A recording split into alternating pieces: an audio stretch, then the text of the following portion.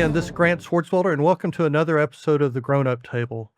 Today, we're going to talk to two people that I consider heroes, one in a traditional sort of way, and both of them in a slightly different and a very refreshing sort of way. Is that a good enough tease? Well, you'll find out what I mean by that as you hear their story and hear what they're doing. So let's set the table. July 7th, 2016 was a horrible day in downtown Dallas where a sniper ended up shooting and killing 5 police officers and injuring a bunch of people. To talk about that, we have Chris Rainey, who was serving in the SWAT unit during that time and faced that head on.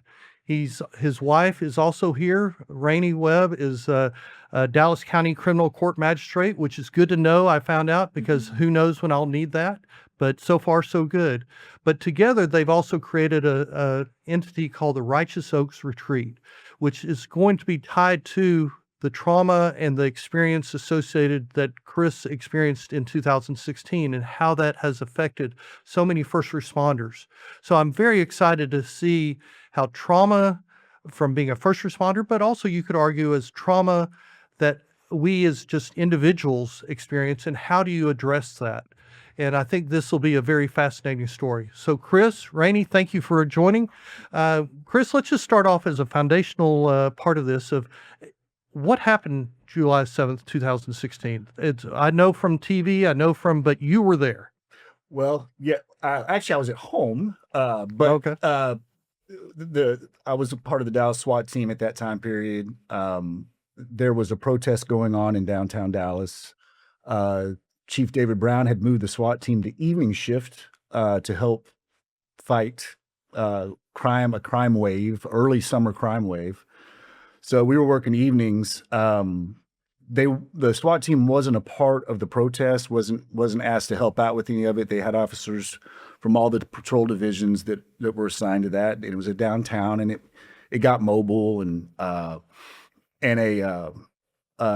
fella showed up who decided he wanted to get some retribution in blood, as he said, or as he wrote on the wall. And he decided to start shooting police officers.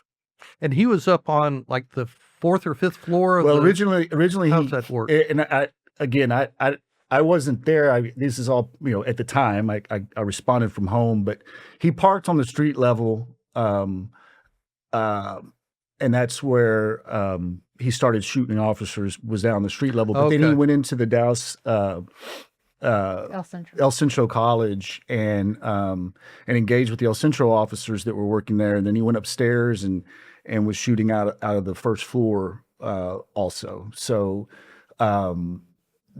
yeah, it was. And so they were up there, or he was up there, and so then SWAT was called at that point? The whole city's getting called for help. Sure. Because this is a big deal. And luckily the SWAT team was close by. Some of the guys were close by.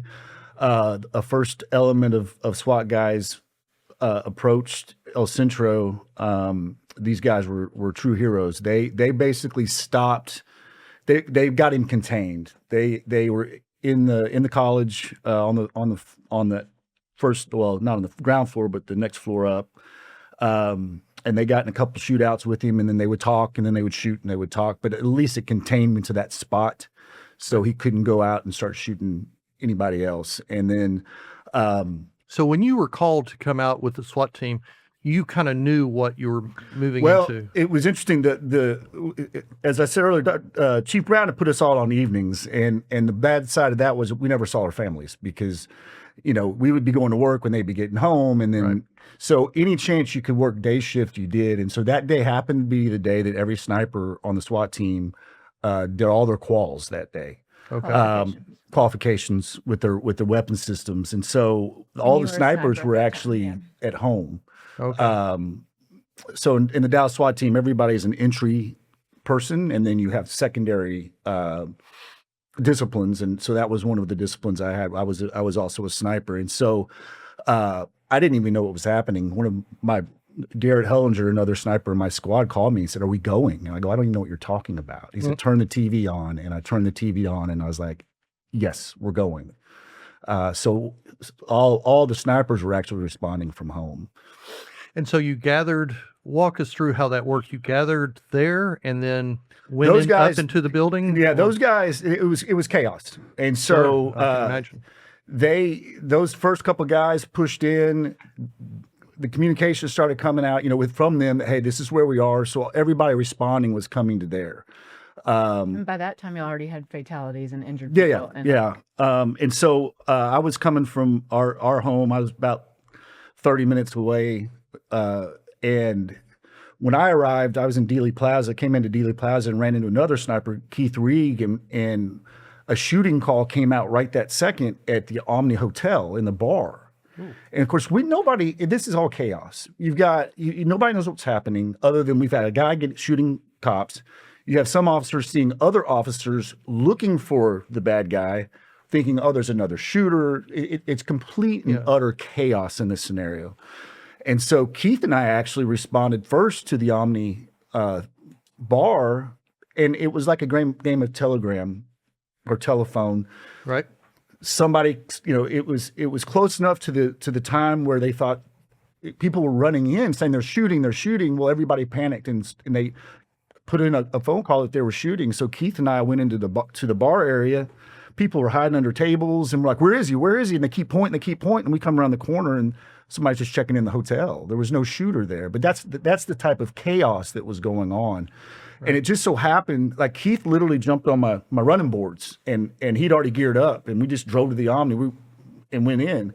So when we came out, we saw the armored car, our SWAT car. So we just went and jumped on the back. We didn't know where to even go at that point. We got in and on that floor, we had a couple of guys who used to be on the SWAT team who were at intelligence that were downstairs and they were pointing us in the right direction. And then you get up there and you're like, okay, here's the problem. This is we found the problem and it's here and we'll go from here. And so walk us through that next stage. I know at one point you sent a robot down. Yeah. So by the time I got there, there had been several exchanges of fire and several conversations with him. And when I came around to where that team was staged, it looked like they'd been at a rifle school. There were so many spent cartridges on the ground and you're like, oh my goodness. Yeah. And by that time, my squad's negotiator was already speaking with him, Larry Gordon. They were already in communication with each other. And then I kind of checked everybody out and you couldn't have pulled them away from their spot,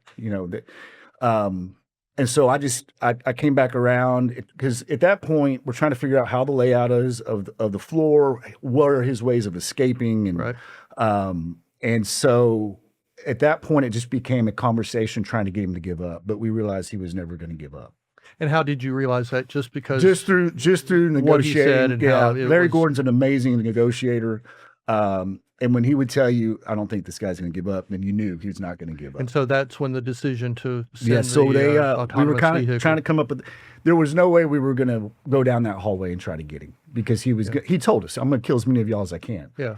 So, well, that just seems like a gauntlet where you're just setting yourself up for not a good end. So the decision was made, or an idea came out to just go place an explosive charge and just with overpressure in the problem. Yep. And so that had to be approved. It's never been done before. Chief Brown approved it right away. Makes a lot of sense. Yeah, and because it's the safest way for us. We're not going to be able to go get him safely. Mm-hmm. And so we got the robot from our bomb squad. They built a charge. Larry had talked to him about getting a phone to listen to music. And he said, well, I'm going to bring you a phone. And it was actually on the robot. It was the charge that they built. And so I didn't know that. That's how that ended. Yeah. Very good. Well, what the main focus of this was talk about the trauma associated with that and being first, but that's also interesting what you talk about, the chaos and not knowing, and how do you address that? And how do you, obviously a police officer, a SWAT member, first responder, that's kind of part of your job, but how do you compartmentalize your mind to focus in on something that you don't know what you're getting into, but you know it's probably going to be dangerous? Well, most of the things that the SWAT team goes to, they already have a pretty good idea what they're getting into. It's the patrol officers that really don't know what they're getting into. Fair. Most of the call outs we would go to were started because patrol had a contact and really, for whatever reason. And Escalates. so we usually have some information, and then we're coming with all of our friends and all of our toys and all of our, goodies that we can use to stop the problem. But in that kind of scenario, it's just so many people on a radio, people thinking they see other things, people, and plus you had all these citizens down there in this protest. Now the shooting starts. It's just utter chaos. Yep. You have officers trying to get wounded officers to the hospital. They're having to drive squad cars that have 4 flats just to get them, because no ambulance is going to come in there. Why would you? You wouldn't want the firemen to come in there because it's still a hot scene.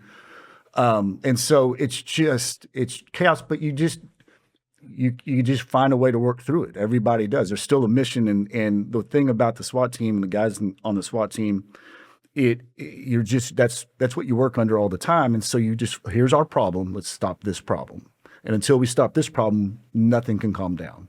And so that's just So how you have this ability to singularly focus in on one problem and block everything else out. Well, you have to weigh in everything. That's the other thing. You have to wade through all the other information because some of it might be accurate, but some of it is not. And so we know about that. Yeah, that's really the hardest thing about it, especially in an incident of that magnitude. Usually we're focused on one person in one house, and it's just that neighborhood, just that home or that apartment, or that they're in their car.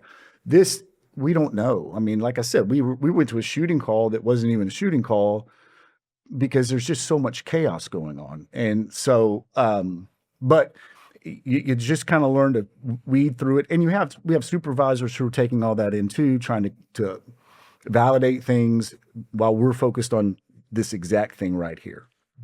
I know they say that in any type of mass situation like that you're supposed to run in and take out the person, or that's what they talk about with Uvalde and others. But it's and that's, I guess, your job. But that's a unique requirement of a job to say, I'm going to put myself in danger at all risk to do my job. There's just something about when you hire on, you realize I might be put in that position, and and it's not really an option anymore. That's your role.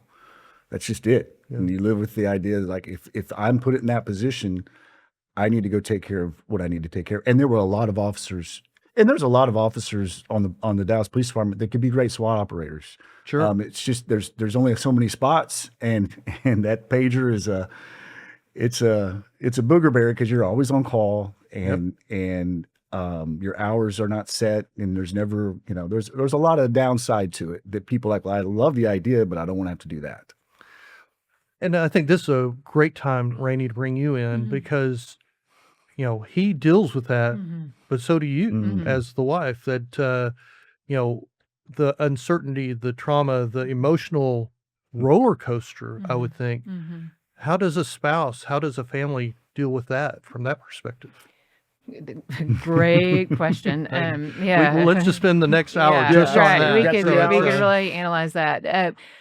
First, going in, people always ask me if I worried about Chris. When we got married, he was already with the police department. So I married knowing that. And you were a patrol officer for 10 years and then SWAT for 10 years. Yes. So he had a long history of both of this. Yeah. And even through his patrol time, he was in some special units where they were doing things that were similar to SWAT. He was in a one unit. And so where they had special jobs, special tasks that they were doing. But I'd always known him as a police officer, and I knew that this was his calling. Right. He that this was what he believed in doing. I knew that he walked into every situation and had no fear about it, and that's just what he would do. And so when we first got married, it was that was just what he did. Of course, it changed when we had kids, Sure. and as they grew and they started seeing him, and for our kids' entire life, he was on the SWAT team. And so that's all that they knew. And all they knew was he had a pager and he would get called out, and we could be at a flag football game, and all of a sudden he'd have to leave. He'd have to come in his uniform and come in with his squad car just in case, he got called out. And so they were used to that. And early on, our kids process things differently, and our son is the worrier of the family. Okay. And he would always ask me questions like, "Is Dad going to be okay?" And we are people of faith, and I knew that we had always talked to our kids about what we believed and about God, and I knew that I had to be honest with my kids and tell them, I don't know what's going to happen, but I know that God will always take care of us. And so I'd always been open with them because they would have this fear of like, is Dad going to come home? Or like I remember one time, When did that start? Because there's a yeah, certain period of time where they're oblivious, they're 4 years old, whatever, yeah. and then there's a comfort because he always does come home. Yeah. When does that worry start? It was Because probably second or third grade, like he 7, becomes 8 years aware old. that there is Mhm, actual mhm. danger associated with That this. there was danger, and yeah, And where and did that come from? TV or video probably, games or yeah. just a maturity or because I think it was just probably just yeah, TV life of knowing, seeing things. My mom, I'm going to blame my mom on this. okay. She took care of them. She always had the news on at her house, Ah, and she talked to our kids like they were adults, like she never babied them. And so I'm sure there were times that they saw things, just on the news about police officers and I whatnot. don't know And if you know this, but there's a lot of negative things on TV there, these there days on news. turns out So the it's news does just giving put you a some heads things up out there. because Yeah. we ended up having to cut the TV off as much because I was watching CNN and Fox, and it was stressing my child out Yes. Yeah. because it's just negative Yes. cells. Yes. And I do think that was part of it is just, knowing the things. And so, he would always ask, is when he'd get called out, he's like, is Dad gonna come home? And I just remember telling him, I don't know, but we're gonna be okay. Whatever happens, we're gonna be okay. Because I didn't want to say, yes, he's gonna come home and he's gonna be okay, and then something goes south and Right. him lose that trust of that. And so on the night of the 7th, they knew exactly what was happening, and people started calling me. Sure. It was And all over the started, place. yeah. And so they started calling me and asking, like, do you need me to come over? Are you okay? Are y'all, the kids okay? And so the kids definitely knew this was big. We didn't turn the TV on, and of course, at that time, we still had, I knew that I wasn't going to be in communication with him because he was going to be so focused in, A little tied up at the moment. all of those things. And of course, like at that time in the world, there wasn't Life 360 or any of the things. And Mhm. so it was just going to be a matter of when Wait. this is over, Yep. and just waiting. Um, and so they, I told them what I always tell them. I was like, I don't know what's going to happen, but whatever it is, I know that God will take care of us because He always has. So Something as significant of that, did that become a pivot point in either y'all's life or your religion or have any effect on relationship? mhm, Because that seems like such a traumatic one day, even though he obviously made it. yeah. It was, but And to see that type of horror. what he didn't finish the story of after all of this goes on, you talk about leading up to ending the threat. Well, after the threat, you have to think about who takes care of all of that. And so Chris was part of the team that was clearing the scene. So And you're when talking about the body. mhm, Okay. mhm. And Sorry to so be yeah, to be, yes, frank. And so, that's not something that everyone has to deal No. with. And that's not something that everyone, is making sure that this person, this human being who has caused so much destruction, Yeah. that they're not alive anymore. And so, it's those are things that people don't really talk about, like what happens in the aftermath of that. And so it was a turning point in several ways. I call it it was a dark period for us for a while. Us Um, being the family. for Okay. us. I Um, could see why. the SWAT team was on they were on high alert, and they were responding and having to work. I mean, some days were like It was 18-hour 18. It was like days. it's like Yeah. the next 3 weeks. It was basically 18 hours a day. And why is that? I'm sorry. Well, Thinking there were because more of, even after dangers? the event, there's still so much. I mean, we just got attacked, and everything felt like nobody knew what was happening, and they were waiting for the next one and the next one and the next So one. to make sure everyone in the Yeah, city and thought it so was so if safe. something happened, it was just a knee jerk. Get the SWAT team in here. Get the SWAT team here. Or Sure. during the funerals, we had other agencies that were covering our call outs, but during the funerals, so we could attend funerals. However, our chief of police decided to have pool parties at night for all the visiting dignitaries that we had to work security for. Yeah. And so we're working 18 hours a day for 3 weeks. And so we're not, and the officers who were involved in the shooting and the actual explosive, they were having to sit at home by themselves because that's just normal routine administrative time. And so, they're freaking out because they want to be with us because every day the pager's going off every day. Yeah. And so we didn't even have a chance to take a breath for about 3 weeks after all of that. And the first night I was home, I sat down on my couch with my children, and someone sent me a video clip of an interview from Baylor Hospital with a woman named Shatamia Taylor, and she is the only civilian that got injured. She was there protesting with her sons. She got shot in the leg by the bad guy, and then saved by the police officers that were around her. And I hit play and immediately turned it off because I knew I couldn't handle it in front of my family. And I grabbed a beer and went to the fire pit. And that is how I dealt with, for a while, all of it was beers at the fire pit, which is not the most healthy way of doing it. Yep. But very common in the police. Very common. And Rainey gave me some grace and leeway there. And then eventually she came out and she's like, tonight's the last night. Otherwise, I'd probably still be sitting at that fire pit drinking. And here's the other thing. This is one event of my 20 years in Dallas. Yes, sir. This one has got a lot of attention. It's not even, and it's huge. It was huge. And it affected officers from all over who weren't Dallas officers. You bet. But there's a whole history of events in my 20 years that have just as much weight. Or as I say, in my bucket, I all get a bucket, and every critical incident goes in your bucket. You just never know when you're going to get full. I've got a whole bucket, that's full of stuff. This takes up a big space in it, but it's just added to all the other ones. And, what I've learned is if you don't deal with those things correctly, it will cost you everything. All right. So let's follow up on your bucket. Yep. It's full or it's getting full. What do you do? How do you drain it, or do you scoop it out? I think what you can do is lessen the impact of it by being honest and dealing with things properly. And probably before it gets full. Before it gets full. In the perfect world, but that's idealistic. Ideally. See, here's the problem when you're in it. When you're at work every day, there's a stigma about talking about when things bother you. It's a weakness to have to go talk to a counselor. Well, I would think, especially as a man and especially as a police officer. Maybe even more so for a woman, because they feel like they're in a men's industry that they've got to stay tough. The whole idea is you got to be tough, right? And when I started, you never talked about anything that happened at work. Agencies are getting better and realizing that we have a problem. We have a suicide problem, and it's because of this. We don't talk about it. When it's something, you have a critical incident. If it's not cared for correctly, if you don't take care of it quickly, it will haunt you forever. Even though you think, and here's the thing, you don't realize it's bothering you.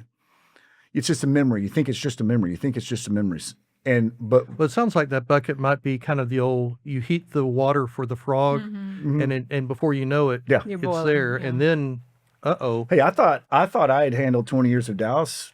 You kicked its ass. I thought I was fine. Yeah. Turns out I was not. So he brings up a good point, and shame on me for making it kind of a male specific. But Rainey, you have a bucket probably. We'll just milk that analogy for all we can, or that symbol. Yeah. So what about your bucket, and how does it get full, and how do you release it? Because wives, families, as we just said a second ago, they live that same, maybe different, maybe not. So tell me about your bucket and how to address that and how to. Yeah, I think anybody who goes into the law enforcement world, there is a predisposition for being able to compartmentalize things, which can be a good thing and a bad thing. I think you learn how to compartmentalize it. I have said for years that there is a part of me, having worked in. But is compartmentalizing, it sounds like, could be a different way of just saying avoiding it. 100%. Okay. 100%. Absolutely. Look at me go. Yeah, I've yeah. got No, this. you have tapped into all of the Oh, things. yes, Yeah, yes. yeah. We should have talked to you 20 years ago. Yeah. But I think for me, my faith was a big thing, Okay. and having people around me that I could talk to about it. Most of the people outside of work, outside of our world, can't relate to the trauma that Of we course see. not. You know, You don't I want mean, them to. You don't and want you them to don't want know. them to, You don't want them to right? see. But what she So saw, until you're actually in the moment, there's Yeah. no way I Yeah. could. she saw horrible things as a prosecutor on crimes against children. Yeah. And she did that for 15 years. That is Nobody true. needs to see this stuff. And that's another great point with just your own, not even as a wife of a police officer, she's got just her with own. you as a magistrate, you have your own Yeah. traumas, if you will. Yeah, So, and it's definitely secondary and different. But you just you do have to find outlets for it. And I do think the difference is, for me, I was with a group of people who we could talk about it and we could kind of, let it, and it was okay to talk about it. And that was people at work. And then I had people outside that was also okay to talk about other things that they were encouraging me in other ways. And as I say, without my faith, I don't know how I would have remained human through all of this. It was just a constant reminder of like what I was just learning, that I do believe that there is a God who is bigger than us. And I do believe, that there are, that he has, he's watching over us and there's a power of forgiveness and that we are all created in his image. And so there were things that were allowed me to balance that out. And I also think for a lot of officers, and I think, what you bring into the job too, we have learned this, a lot of officers come into law enforcement with hard things. They've dealt with Sure. childhood trauma. They've dealt with a lot of officers are coming from the military, so they've dealt with they've already seen they've something. already Yeah. seen some things, and they have all of that they have learned to just stuff down, and so then I think there is a mix where you have this perfect storm of you have some predispositions and you have some not healthy ways of coping mixed with continued trauma that never gets addressed and the stigma of talking about it. So yeah, I do think it just compounds. And if you don't have what I have of people outside that you felt comfortable sharing that with or helping you relieve some of that, then it just builds up. Well, and it sounds like the other thing you had was a relationship with God Mhm. and a spirituality. Let's explore that for a moment. How did that change, or did you rely on it from July 7th, 16 through like when you were sitting there with your beer at was God there? There was And then how did that flow through? there Rainey was and a Chris? lot of wrestling. Sure. The world is a wonderful, beautiful, amazing place. Mhm. But at the exact same time, it is a horrible, dark, A lot of broken ugliness. place. And when you when you take on this role as a police officer, you are now living in both of them. And it's not just police officers, firemen see it, paramedics, the ER staffs.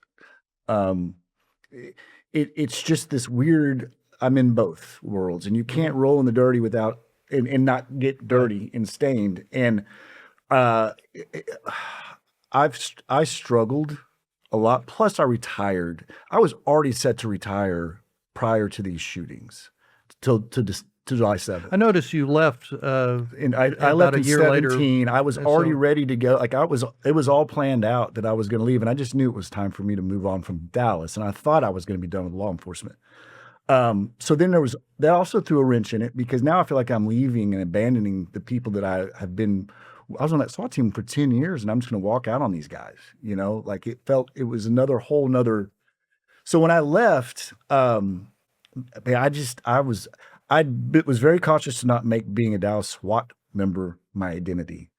But what I didn't do a good job of was just being a policeman in general had become a lot of my identity. And so I Sure. was wandering around, and it was a really dark time. And I would say that, let's see, we're in 2026. I'm still working my way back into my faith fully. I was checking boxes and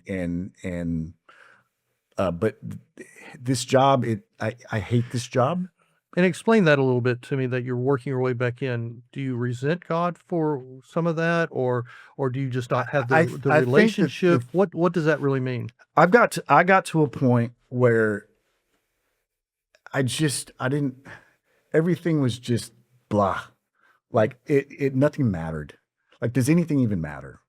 But that's not just religion, that's life as a That's whole. life in general. Okay. And I grew up in a Christian home. I had my wild times, and there was a time as a police officer, but I felt I was walking with the Lord. I felt close to God. And then really in that last 10 years, there was just everything we went to was always rough. Yeah. But I had my therapy group because it was my squad, all my guys were there too. You don't notice it, but it starts chipping away. Yeah. And in reality, anybody can die at any time. But when you're going to work saying it could be my day, every day. Yep. I think that weighs on you too. And so it's just been that dark time. Just even there were times where I didn't think it was dark, but what really was going on was I just wasn't. My faith wasn't where it needed to be. I was questioning, or just not just like what Just does it didn't have the matter? motivation to try to. Yes. So Rainey, same for you, different for you. How do you address that? How does it affect the Yeah. family? Different for me. I think I was probably the opposite. I think during that You time, more jumped Yes, into yeah. the relationship. yes, and I had some really sweet experiences and people around me who their faith was really strong. They were bringing me along in their faith. I was seeing things. I had a friend who started an organization that was faith based that just grew and grew, and I could see like these impossible things that I felt like only God could have done through that. And so my faith was growing during that time, and I was just seeing and stepping out more and more in faith and seeing like how there were inexplicable things that were happening just in organizations and people's lives that I was like, I could feel God, like I could feel the presence of God. And so, yeah, it was different. And I could, and also, and I wouldn't say there was a tension between us, but it definitely recognized, there was something going on that was deeper, that was Sure. going on that Edom. It's interesting. I had the rector of St. Michael's Episcopal Mhm. Church here where I go to church. Yeah. And the topic is prayer an action or an avoidance? Mm. Because, and I struggle with that. It's like, there's a lot of people say, I'm going to just pray or I'm just going to go to church. But is that enough? Are you doing enough to really do something different? And that can be personally on how Chris goes and finds a gusto, Yeah. but then also for y'all have created Righteous Oaks Yeah, Retreat, which yeah. is an action Yeah. that is, you probably prayed about it, but you didn't just stop saying, it sure would be neat, Yeah. let me pray, and then it stops. And it is something that we pray about every step, which is also Because has been- we are two ding dong public servants that have no idea how to run a nonprofit at Yeah. all. Well, and when I started earlier saying kind of a hero from a traditional sense, racing into danger, but hero in a unconventional, helping other people. Mhm. That's a hero. Mhm. So tell me about Righteous Oaks Retreat and kind of how that kind of evolved to. It sounds like a lot of y'all's experiences. You saw a need. Walk us through that. So 2017, I was out of the police department. Felt very disconnected. There was a suicide of a retiree that I worked with in Dallas that really hit me hard, and just a real dark time. And Rainey's family owned some property down near Austin, and so this is the one time in our marriage where usually Rainey has an idea that I go and like, this flower bed should look like this, and then I go do the flower bed. There you go. Well, we knew that all the good stuff that came was for 100%, her. So it's, 100%. so the we'll one- just throw that out there Yeah, right the one now. time I had an idea, it would still be just an idea if it wasn't for Rainey. So this was we started talking about it, preparing for it, decided to try to make this nonprofit, had an idea in our head. I just randomly threw out, hey, the first quarter of 2020, we're going to have our first retreat. And COVID had a different plan. And we weren't ready. 100%. We were not ready. Well, but are you ever really going to be ready? No, we weren't ready when we did the first one. Yeah, In fact, but just stepping into that is the hard part, but that's what you got to do. Yeah, we were so not ready that we didn't know how to ask for money. So we just opened a bunch of credit cards and paid for the first one ourselves. Literally opened a card at the counter to get the van. We say pay for ourselves. American Express. American Express. Well, about 6 different credit card companies. We did not pay for them. So the idea was born then. It was shelved because of COVID. I went to work for the Texas Attorney General's office. Right. I thought law enforcement was over. Turns out it's not. And I love my job. It's my greatest job. I loved my time in Dallas, and it prepared me for what I do now. But this Righteous Oaks was still in the back of our head, and it was born out of this time. I mean, after July 7th, there was a lot of discussion. People were being interviewed. People writing books and articles. Chris was being interviewed, and the more he talked about it and heard about other officers and talked to other officers, and if he was far enough away from the department by that time, it was, God, there are a lot of people who are really hurting, and we have been hurting for a long time. And at this point, we had seen, what can we do? Like, it really, truly felt like a calling. Like, it felt like we're supposed to do something at this point. So what is the mission of Righteous Oaks? What are you trying to achieve with Righteous Oaks Retreat? Our mission is to remove the stigma of asking for mental health help, and to provide a place for police officers to come, be introduced to resilience training that deals with the trauma that they've encountered on the job, and to deal with trauma in a healthy way. And so that's our mission. Our goal is to have officers come to a place that is safe, that's not, touchy-feely, or required by their department, or something that where they are going to be uncomfortable, but to come to a place where And is it just for the officers, or is it for the family? It's just for the officers, because we are so small. Okay, fair enough. We are. This is a nonprofit of 2. Like, Here's the staff. and we still have full-time jobs, but we do this on the side, and just in the kindness of the Lord going ahead of us, that we're able to do it. But it's just for police officers. As Chris mentioned, the first retreat we had, we put it all on credit cards, to the point where we were picking up the officers, and we needed to rent a bigger van because we realized we didn't have enough space for officers and luggage. And I opened a credit card at the rental car place. Like, I was literally like, this is just showing them my phone. I was like, I've just opened this credit card. Can you take it? And because we had maxed out everything.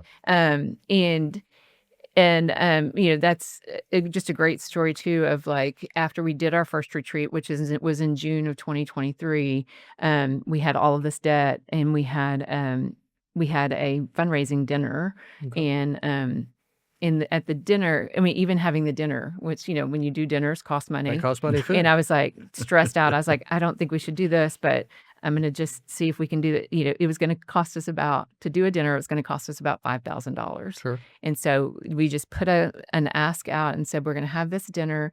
And the very first donation that we had covered the dinner. So we weren't in the hole on that. And then still in the hole. Yeah. And then in the night of the dinner, we were very open, and, we agreed, we're like, we've got to tell everybody what they're donating to is not for the future. It is to cover this past. And the future. And at the dinner, our very first fundraising dinner, which was just 100 friends that we brought together, we not only paid off the debt, but what our generous, kind donors donated enough to cover 2 more retreats. So, And so it was really important to me that officers got to attend for free, because any little fence you put up, an officer would be like, I'm not going. So we that covers everything from start to finish for them. It had to be free to them, or they just wouldn't. So they come to this retreat. Yeah. 5, 10 of them. 10. 10. She's around 10. Yep. And do what roughly?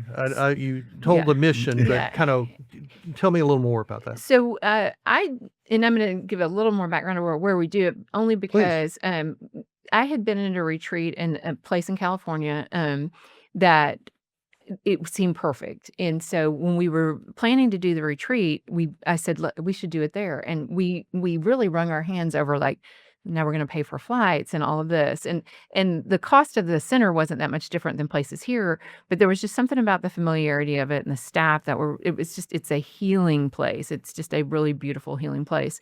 And then we realized um a huge part of flying people out is it makes them commit. Like, Yeah. they can't back out. So if it was a retreat that was close enough where they could drive to, at any time they could back out. Yeah. And so that has become a thing that we Well, and we found that the officers actually really like to get away. And you get on a plane and you fly away from your problems. They can't just call and say, "Hey, the toilet's clogged." Now they You focus on that. can't help with that, right? You are with us now, and just let's dial in. So when they come to the retreat, everything is paid for. We're at this beautiful place. Everyone has their own room at the retreat. We eat our meals all together, family style.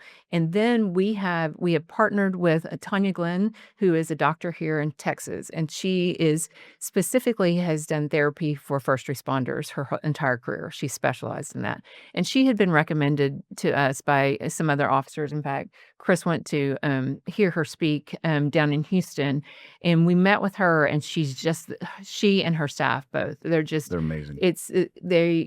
You can go to a lot of therapists, but if they don't have, specifically haven't treated first responders, then they're not equipped to deal with it, because Sure. we have heard stories over and over of officers who've gone and their therapist will start crying or will have a breakdown because of the things that they're telling them. Right. And so then they never want to go back. No. Yeah. And it's and Tanya's heard those stories forever too. So her staff is just perfectly qualified, and she has a lot of staff who either are law enforcement, come out of the military. So they get the language, they get the lifestyle, they get the trauma, and they get the stigma. And that's Yeah. the biggest thing that Tanya has been fighting forever, is to Yeah. fight the stigma for first responders to get the help that they need. And they do that by having group discussions, We do all of that. So we different start out. events. Yeah, there's the resilience training is done in a group Okay. by the counselors, and we've actually added a day to the program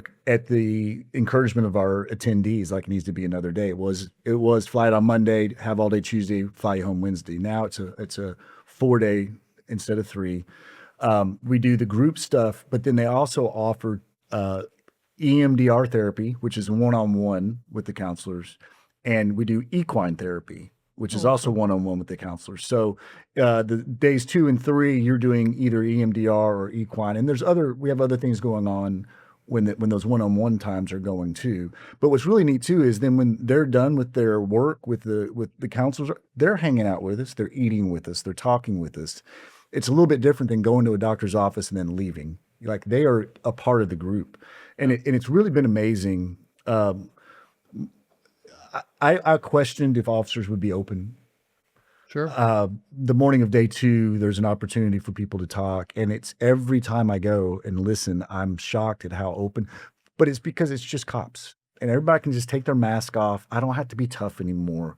Mhm. And when you hear these stories from officers, and it's not always about work, it's home, it's whatever, and the fact that they're open and honest, and they're most people won't even tell you they have an issue, but they do.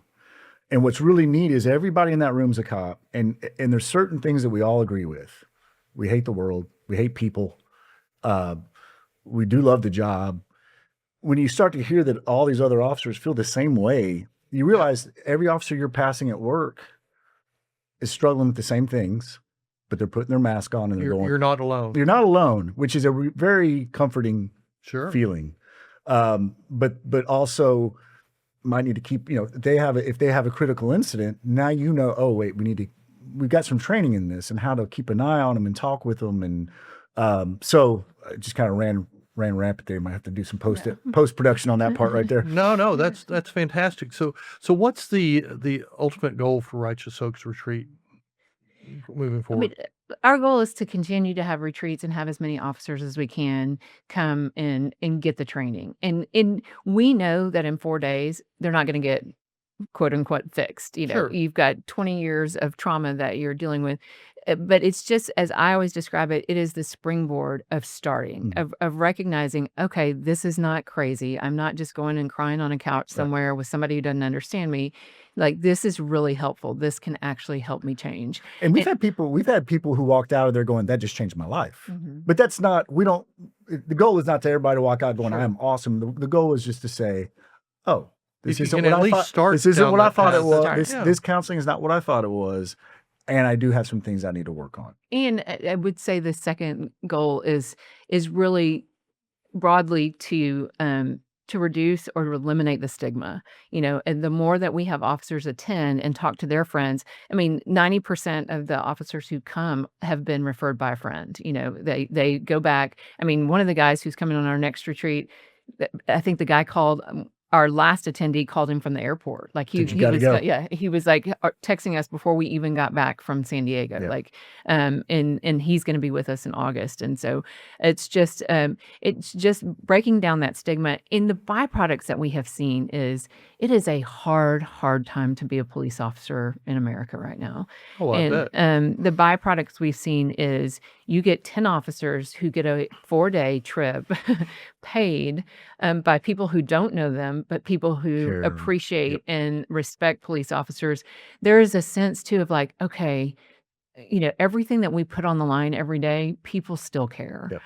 And that has never been our goal, but we have seen it as a beautiful byproduct of people just at the end going, I can't believe this has been free. Like, this has been amazing and incredible. And y'all, It's hard to be served as someone who serves. And it's funny. Well, and when you have such negativity aimed at Mhm. you probably approach a situation expecting the negative. Yeah. And to know that there are people out there that It's care, it's it fights that loneliness. Yes. for sure. So what, if someone wants to help, Mhm. how do they reach you? Do you have a website? Do you We have an do. email? They email I'd Rainey. welcome, I'd invite you to share that with us. Yes, we have a website. It's www.righteousoaksretreat. So righteous, oaks With an plural, S? oaks plural, and then retreat singular. Okay. Righteous Oaks Oaks Retreat. Retreat. And on the website, it has a way to contact us, and that it's an email that comes directly to me. And To the vast staff? yes, to the the vast right. staff. There's also a phone number, which is mine, but I will then send you to the email. Yeah. I'll be like, great to talk to you. Okay. Cool. Okay, now you need to email Rainey because I will forget. There Yeah. we go. Yes. We'll go to Rainey. So, Yes. Yeah. well, that's fantastic, Rainey, Chris. Like I said, helping others like that's a hero. And I don't think we cherish that enough in today's world, that providing some joy to some other people, that I think is one of the biggest things you can do. So fantastic. Congratulations. So let's clear the table here. What you just heard was individuals that have provided an opportunity for others to go beyond what they're suffering or what they're being experienced. And they do that through joy, through helping individuals kind of understand that they're not alone, that there's other people that really care about what they do. So hopefully you remember that while we talked about police, we talked about first responders, I think so many people in this world have those same experiences of trauma, of negativity, of aloneness. And there are situations out there that can help all of that. So I hope you look for that. Glad you attended this episode of the Grown Up Table and look forward to having you attend again. Thank you.